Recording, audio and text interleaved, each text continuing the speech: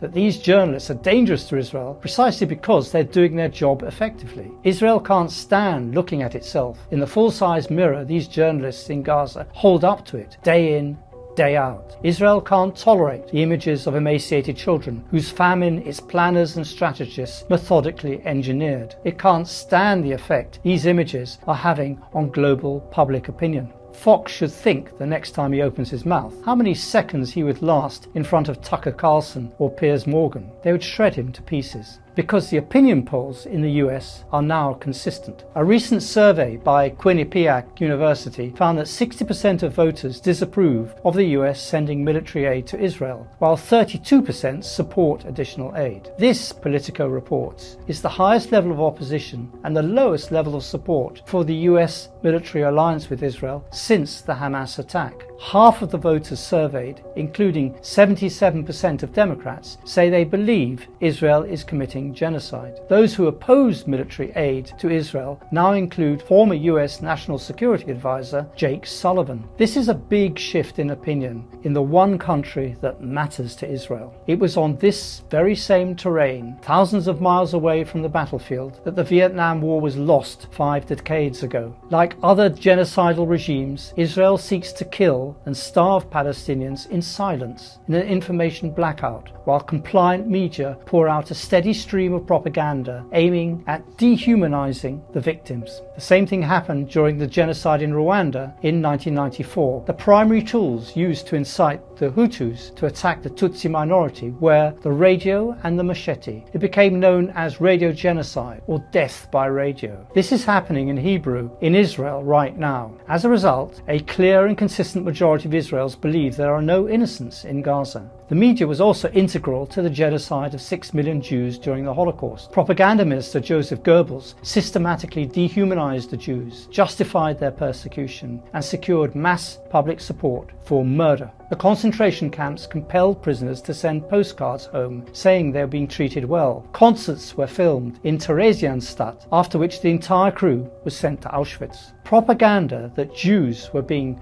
resettled in the East was critical to the Nazi regime's attempts to disguise its final solution in the gas chambers. Today, Israeli media are using the techniques of Goebbels in reporting negotiations with South Sudan as the destination for an evacuation of Palestinians in Gaza.